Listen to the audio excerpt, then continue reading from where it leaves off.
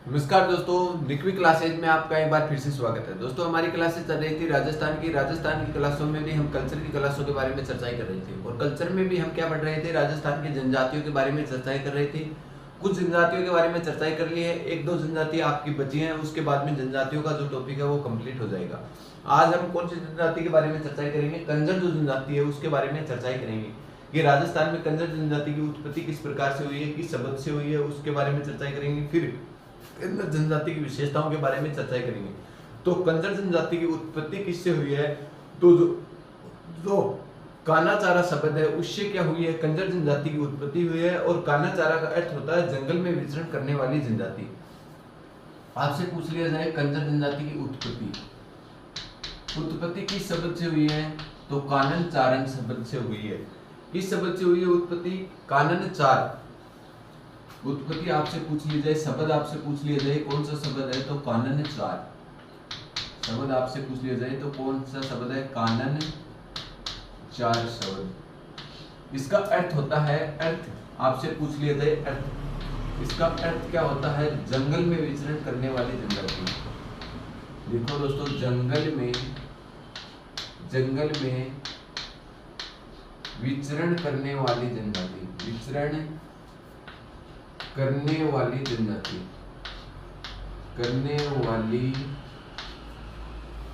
जनजाति।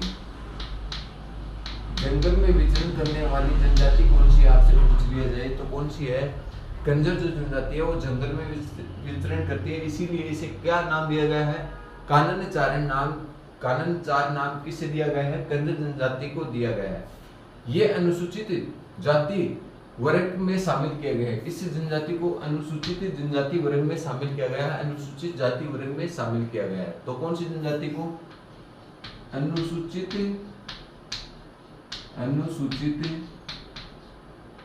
जाति वर्ग में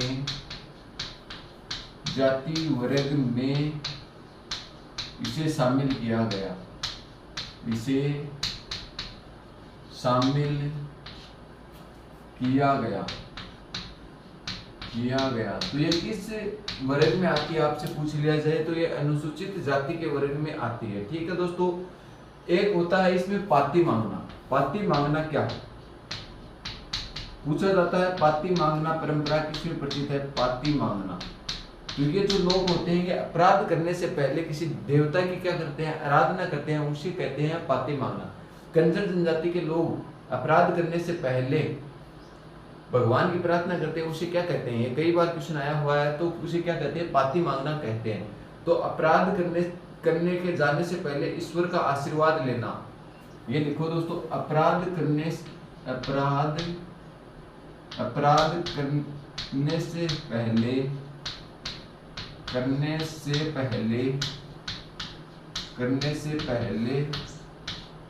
ईश्वर का आशीर्वाद मांगना।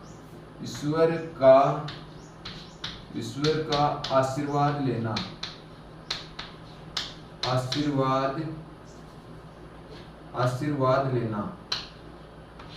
आशीर्वाद लेना।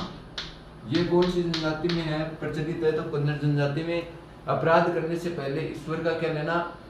आशीर्वाद लेना। उसे क्या बोलते हैं? पाती मांगना कहते हैं। ठीक है दोस्तों, आगे बात करते हैं हाकिम। ये लोग हैं जो कंजर जाति के लोग हैं, ये हाकिम राजा का प्याला पीकर कभी भी झूठी कसम नहीं खाते हैं उसकी, या प्याला पीकर क्या नहीं बोलते? कभी भी झूठ नहीं बोलते हैं।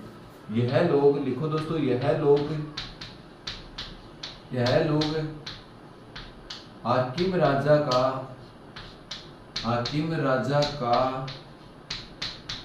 प्याला पीकर कभी झूठ नहीं बोलते हैं, कभी झूठ नहीं बोलते हैं।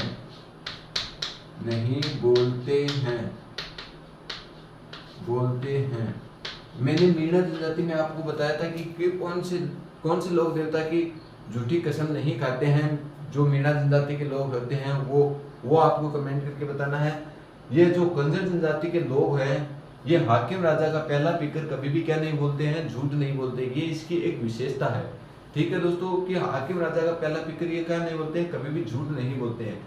आपसे पूछ लिया जाए कंजर जनजाति की कुल देवी कौन सी है, तो चौथ माता का मंदिर कहाँ स्थित है, सवाई माधोपुर में होते हैं स्थित है। तो आपसे पूछ लिया जाए कंजर जनजाति की कुल देवी, तो कुल देवी आपसे पूछ ली जाए, इसकी कुल देवी कौन सी है, कुल देवी कौन सी है, तो कुल देवी है कौन सी, चौथ माता। और चौथ माता का मंदिर कहाँ स्थित है, चौथ माता का मंदिर है सवाई माधोपुर में स्थित है, सवाई माधोपुर में। चौथ का बरवाड़ा आपसे पूछ लिया जाए वो भी कहाँ स्थित है, तो सवाई माधोपुर में स्थित है। और चौथ माता का मंदिर कहाँ स्थित है, ये भी सवाई माधोपुर में स्थित है। ये किसकी कुल देवी है, तो जो कंजर जनजाति है उसकी क्या है, कुल देवी। आपसे पूछ ली जाए आराध्य देवी कौन सी है, एक कुल देवी होती है और एक दूसरी क्या होती है, आराध्य देवी का मंदिर कहाँ स्थित है, आराध्य देवी है कौन सी, तो जीण माता क्या है, इसकी आराध्य देवी है जोगणिया माता और जीण माता। तो जोगणिया माता ये तो है अलवर में।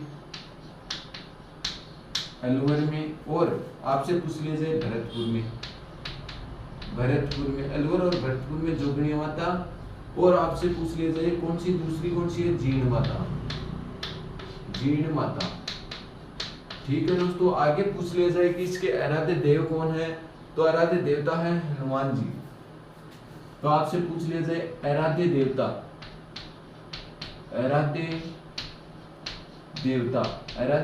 कौन से हैं, तो आपसे पूछ लिया जाए आराध्य देवता कौन से हैं, हनुमान जी क्या है, इस जो कंजर जनजाति के आराध्य देवता माने जाते हैं। तो अभी तक हमने क्या पढ़ा था, कंजर जनजाति के बारे में मुख्य रूप से पढ़ा था, और आगे भी इसकी विशेषताओं के बारे में चर्चा करेंगे। उससे पहले एक बार हम इसको फिर से रिवीजन करते हैं कि अभी तक हमने क्या पढ़ा। कंजर जनजाति उत्पत्ति किस शब्द से हुई है, कानन चार शब्द से क्या हुई है, उत्पत्ति हुई है। कानन चार का अर्थ होता है जंगल में विचरण करने वाली जनजाति। ठीक है दोस्तों, आगे बात करते हैं, इसे अनुसूचित जाति वर्ग में शामिल किया गया है। कौन सी जनजाति को, कंजर जो जनजाति है उसे अनुसूचित वर्ग में क्या किया गया है, शामिल किया गया है। पाती मांगना, इसमें पाती मांगने का अर्थ होता है कि जो ये कंजर जनजाति के लोग होते हैं ये अपराध के लिए जाते हैं, तो उससे पहले ये क्या करते हैं, ईश्वर से प्रार्थना कर उसका आशीर्वाद प्राप्त करते हैं, उसे बोलते हैं पाती मांगना। ठीक है दोस्तों, आगे बात करते हैं, ये जो लोग हैं ये हाकिम राजा का पहला पीकर कभी भी क्या नहीं खाते हैं, झूठ नहीं बोलते हैं। हाकिम राजा का पहला पीकर कौन सी जनजाति के लोग कभी भी झूठ नहीं बोलते हैं, ये क्वेश्चन कई बार आया हुआ क्वेश्चन है।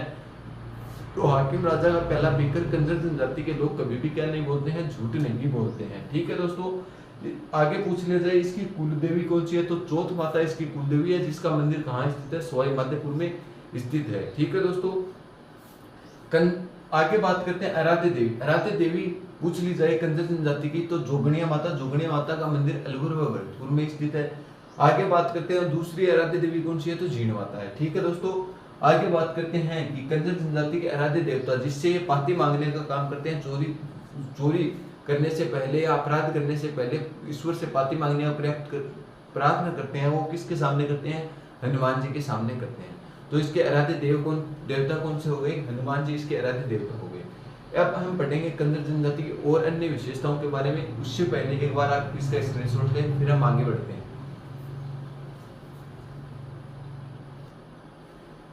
और हम कंजर जनजाति के बारे में विशेषताओं के बारे में चर्चाएं करते हैं। तो कंजर जनजाति के जो मुखिया होते हैं उसे किस नाम से जाना जाता है, तो कंजर जनजाति के मुखिया, लिखो दोस्तों, मुखिया क्या कहलाते हैं, मुखिया कहलाते हैं पटेल क्या कहलाते हैं, कंजर जनजाति के मुखिया है उसे क्या कहते हैं, पटेल के नाम से जाना जाता है। ठीक है दोस्तों, आगे बात करते हैं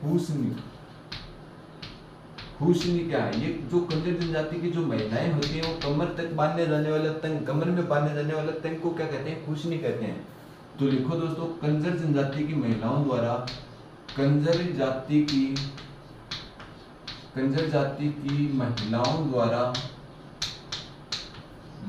महिलाओं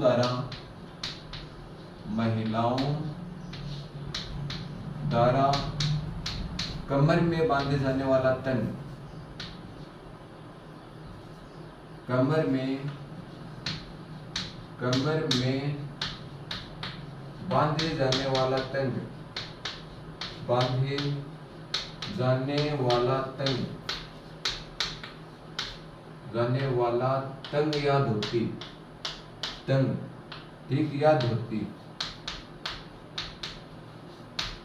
तो महिलाओं द्वारा, कंजर जनजाति की महिलाओं द्वारा कमर में बांधे जाने वाला तंग या धोती को क्या कहते हैं? खुसनी कहते हैं। ठीक है दोस्तों, आगे और विशेषताओं के बारे में बात करते हैं। मर्द व्यक्ति के क्या करते हैं? शराब की 2 बूंदे मर्द व्यक्ति के मुंह में डालने का काम करते हैं। तो लिखो दोस्तों, मर्द व्यक्ति के मुंह में शराब की बूंदे डालने का रिवाज है। देखो दोस्तों, इस जाति में मर्द व्यक्ति के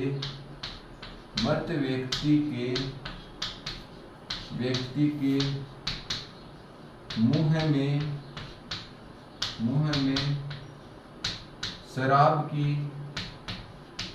शराब की बूंद डालने का रिवाज है, बूंद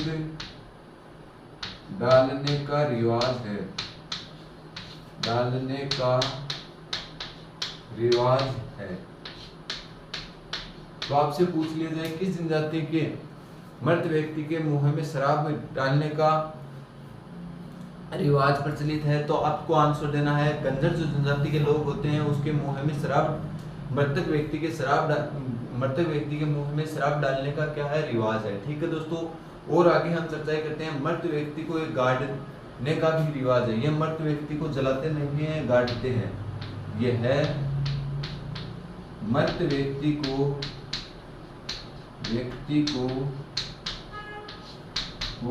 गाड़ने का रिवाज है, गाड़ने का रिवाज है। तो ये मर्द व्यक्ति के शरीर को जलाते नहीं है, क्या करते हैं? गाड़ने का काम करते हैं, जमीन में दफनाने का काम करते हैं। इसका प्रसिद्ध नृत्य आपसे पूछ लिया जाए तो इसका प्रसिद्ध, कंजर जनजाति का प्रसिद्ध नृत्य कौन सा है? चक्री नृत्य है। प्रसिद्ध नृत्य आपसे पूछ लिया जाए तो प्रसिद्ध नृत्य कौन सा है? चक्री नृत्य है, चक्री नृत्य। और आपको ये कमेंट करके बताना है कि चक्री नृत्य की प्रसिद्ध नृत्यांगना कौन है। ये मैंने जो नृत्य पढ़ाए थे उनमें मैंने आपको बता दिया है, तो आपको ये कमेंट करके बताना है कि चक्री नृत्य की प्रसिद्ध नृत्यांगना कौन है। तो अब ये कंजर जनजाति की प्रमुख विशेषताएं थी जो कंजर जनजाति के, एक बार फिर से देख लेते हैं कि कंजर जनजाति के मुखिया को क्या कहते हैं। तो कंजर जनजाति के मुखिया को कहते हैं पटेल। ठीक है दोस्तों, आगे बात करते हैं खुशनी क्या है। जो कंजर जनजाति की महिलाएं होती हैं वो कमर तक बांधे जाने वाली तंग या धोती को क्या कहते हैं? खुशनी के नाम से जाना जाता है। कंजर जनजाति के लोग मर्द व्यक्ति के क्या करते हैं? शराब की बूंद उसके मुंह में डालने का रिवाज की एक परंपरा है कि जो कंजर जनजाति के व्यक्ति कोई भी हो वो मर जाता है तो उसके 2 बूंदे शराब की उसके मुंह में डाले जाने का क्या है? रिवाज या परंपरा है। ठीक है दोस्तों, आगे बात करते हैं। ये मर्द व्यक्ति के शरीर को दफनाते हैं जबकि जलाते नहीं है। तो दफनाने की परंपरा कौन से जनजाति के लोगों में है? कंजर जनजाति के लोगों में। इसका प्रसिद्ध नृत्य आपसे पूछ लिया जाए तो इसका प्रसिद्ध नृत्य है चक्री। जो नृत्य है वो कंजर जनजाति का प्रसिद्ध नृत्य है। और मैंने आपको होमवर्क के लिए दिया है कि कंजर जनजाति का जो नृत्य है चक्री, उसकी प्रसिद्ध नृत्यांगना का क्या नाम है, ये आपको हमें कमेंट करके बताना है। ठीक है दोस्तों, आगे हम और दूसरी जनजाति के बारे में चर्चा करेंगे। ये जनजाति कंप्लीट हो गई है। आगे हम बात करते हैं सांसी जनजाति के बारे में चर्चा करेंगे। उससे पहले एक बार आप इसका स्क्रीनशॉट ले, फिर हम और आगे चर्चा करते हैं। दोस्तों आगे और हम कौन सी जनजाति के बारे में चर्चा करते हैं? सांसी जनजाति के बारे में चर्चा करते हैं। तो खानाबदोश जीवन यापन करने वाली सांसी जनजाति कहाँ सर्वाधिक पाई जाती है? भरतपुर में पाई जाती है। तो लिखो दोस्तों, खानाबदोश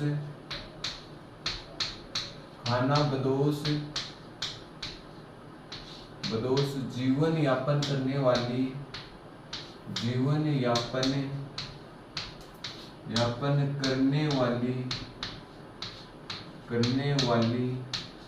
जो खानाबदोश जीवन यापन करने वाली सांसी जनजाति भरतपुर में सर्वाधिक पाई जाती है। खानाबदोश जीवन यापन करने वाली सांसी जनजाति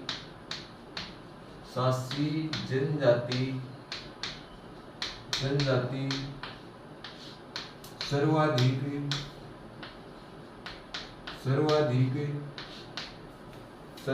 भरतपुर जिले में पाई जाती है। भरतपुर जिले में पाई जाती है। तो आपसे पूछ लिया जाए एक तो खानाबदोश जनजाति कौन सी है, तो आपको आंसर देना सांसी जनजाति है। और ये पूछ लिया जाए किस जिले में सर्वाधिक पाई जाती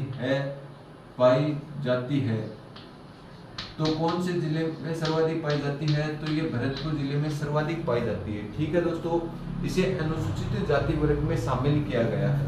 तो लिखो दोस्तों, इसे अनुसूचित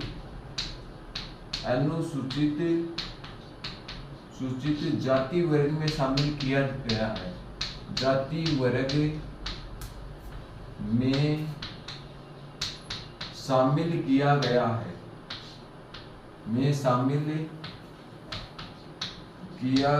है। तो अनुसूचित जाति वर्ग में किसे शामिल किया गया है आपसे पूछ लिया जाए तो कौन सी जनजाति को शामिल किया गया है, सांसी जनजाति को भी शामिल किया गया। ठीक है दोस्तों, इसकी दो प्रमुख उपजातियां हैं उसके बारे में पूछ लिया जाता है। तो सांसी जनजाति की दो प्रमुख उपजातियां, सांसी जनजाति की दो प्रमुख उपजातियां हैं की दो प्रमुख उपजातियां हैं।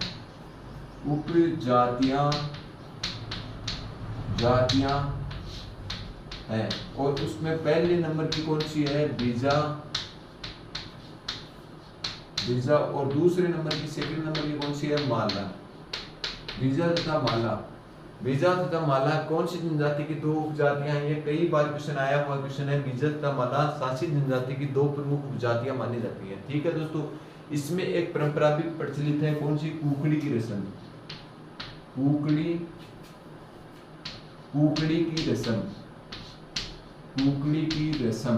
ये कुकड़ी की रस्म क्या चीज है, कुकड़ी की रस्म क्या चीज है। सांसी जनजाति में शादी से पहले समय लड़की की पवित्रता की जांच करना ही क्या है, परीक्षा लेना ही क्या है, कुकड़ी की रस्म है। तो कुकड़ी की रस्म क्या है, शादी से पहले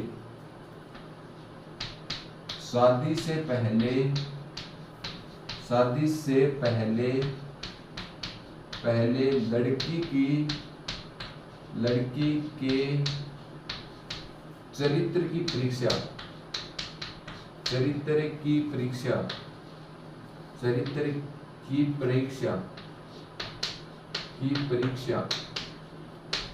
तो शादी से पहले लड़की के चरित्र की जो परीक्षा है वो क्या कहलाती है, कुकड़ी की रस्म कहलाती है। कौन सी जनजाति में है ये कुकड़ी की रस्म, तो सांसी जनजाति में। और कुकड़ी गीत है, कुकड़ी गीत कब गाया जाता है, तो कुकड़ी गीत होता है रात्रि जोगे का अंतिम जो गीत होता है उसे कुकड़ी गीत कहते हैं। एक होता है कुकड़लो गीत।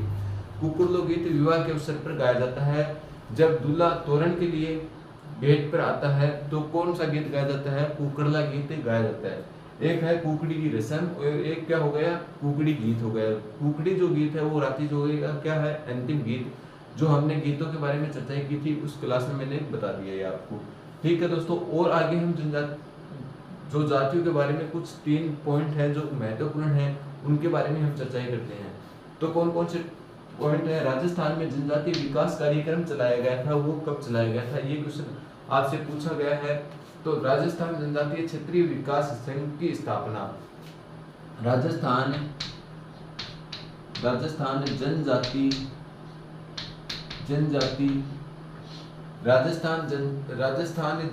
क्षेत्रीय विकास सहकारी संघ, राजस्थान जनजाति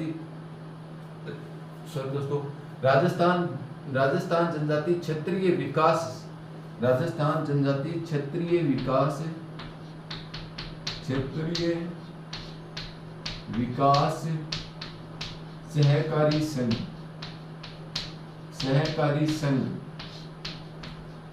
सहकारी संघ इसकी स्थापना कब होती है और कहाँ इसकी स्थापना होती है, तो 1976 में। और कहाँ की जाती है इसकी स्थापना, उदयपुर में की जाती है। उदयपुर में क्या की जाती है, इसकी स्थापना की जाती है। कौन से संघ की? राजस्थान जनजातीय क्षेत्रीय विकास सहकारी संघ की स्थापना आपको कमेंट करके बताना है ये स्थापना के समय किसने की थी? तो 1976 में उदयपुर में की गई थी। ठीक है दोस्तों, आगे बात करते हैं लोकई व कांदिया क्या है? लोकाई व कांदिया, लोकाई एक शब्द आता है लोकाई और एक शब्द आता है कांदिया। क्या कांदिया क्या है? कांदिया, ये दो शब्द आपसे पूछे जाते हैं, लोकई तथा कांदिया क्या है? तो लोकई तथा कांदिया क्या है? आदिवासियों में मृत्यु पर दिया जाने वाला भोज क्या कहलाता है? लोकई व कांदिया कहलाता है। तो लिखो दोस्तों, आदिवासियों में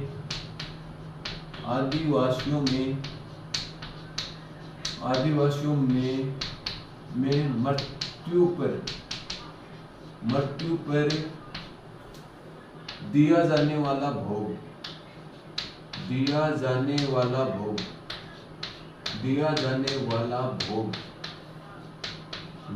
क्या कहलाता है? लोकई व कांदिया कहलाता है। ठीक है दोस्तों, आगे बात करते हैं नात्रा प्रथा। नात्रा प्रथा क्या है? आदिवासियों में विधवा स्त्रियों का पुनर्विवाह। नात्रा प्रथा कौन सी प्रथा? नात्रा प्रथा। नात्रा प्रथा क्या है? आदिवासियों में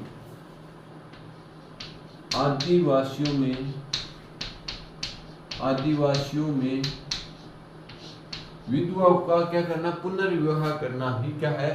नात्रा प्रथा है। तो आदिवासियों में विधवा स्त्रियों का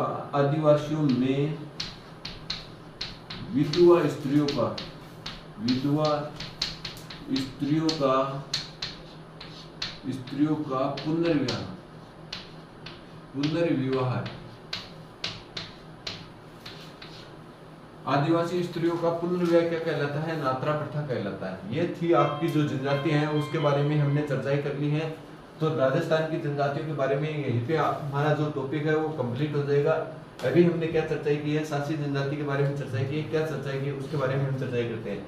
शासी जनजाति ये एक प्रकार की क्या जनजाति है? खानाबदोश जीवन यापन करने वाली जनजाति है। ये सर्वाधिक कहाँ पाई जाती है? तो ये भरतपुर जिले में सर्वाधिक पाई जाती है। ठीक है दोस्तों, आगे बात करते हैं अनुसूचित जाति वर्ग में क्या किया गया है? इसे शामिल किया गया है। ठीक है दोस्तों, इसकी दो उपजातियां हैं। वो कौन कौन सी उपजातियां हैं? बीजा तथा माला किस जनजाति की उपजातियां हैं? तो शासी जो जनजाति है उसकी क्या है? ये दो उपजातियां हैं। इसमें एक रस्म है, कौन सी रस्म है? कुकड़ी की रस्म। जो लड़की होती है उसकी शादी से पहले उसके चरित्र की क्या करना? परीक्षा लेना क्या कहलाता है? कुकड़ी की रस्म कहलाता है। ठीक है दोस्तों, आगे बात करते हैं राजस्थान जनजातीय क्षेत्रीय विकास सहकारी संघ की स्थापना कब की गई थी? 1976 में की गई थी। और कहाँ की गई थी? उदयपुर में की गई थी। ठीक है दोस्तों, एक बात करते हैं, एक शब्द आता है लोकई तथा कांदिया क्या है? लोकई तथा कांदिया के बारे में चर्चा करते हैं। तो लोकई तथा कांदिया है आदिवासियों में जो व्यक्ति की मृत्यु हो जाती है तो उस पर जो भोजन करवाया जाता है उसे क्या बोलते हैं? लोकई तथा कांदिया बोला जाता है। ठीक है दोस्तों, एक और आगे चर्चा करते हैं कि आदिवासियों में जो विधवा जो महिलाएं होती हैं, आदिवासियों में कोई महिला विधवा हो जाती है और उसका क्या किया जाता है? पुनर्विवाह किया जाता है। तो उसे क्या बोला जाता है? नात्रा प्रथा बोला जाता है। कौन सी प्रथा बोला जाता है? नात्रा प्रथा बोला जाता है। इसी के साथ हमारे जो राजस्थान का जो ये जनजातियों का टॉपिक है ये कंप्लीट हो गया है। हमने संपूर्ण राजस्थान की जनजातियों के बारे में चर्चाएं कर ली है और बचे हुए जो टॉपिक हैं उनके बारे में भी आगे और चर्चाएं करते रहेंगे। यदि आप चैनल पे नए हो तो ज़्यादा से ज़्यादा मित्रों को भी शेयर कीजिए और आप भी इसे चैनल को सब्सक्राइब करके रखिए ताकि आगामी आने वाली भर्तियों के जो नोटिफिकेशन है वो और इन कक्षाओं के जो नोटिफिकेशन है वो आप तक जल्द से जल्द पहुंच सकें और आपके मित्रों तक भी जल्द से जल्द पहुंच सकें। इसीलिए आप शेयर भी किया करो। ठीक है दोस्तों, तो आज की कक्षा में इतना ही। बचे हुए टॉपिकों के बारे में आगे और हमारी चर्चाएं सुचारू रूप से जारी रखेंगे। दोस्तों, आपको कहीं पर भी कमी नजर आती है तो आप हमें कमेंट करके बता सकते हो ताकि हमारा भी आपके कमेंटों से मोटिवेशन बढ़ सके। ठीक है दोस्तों, आज के लिए इतना ही। धन्यवाद।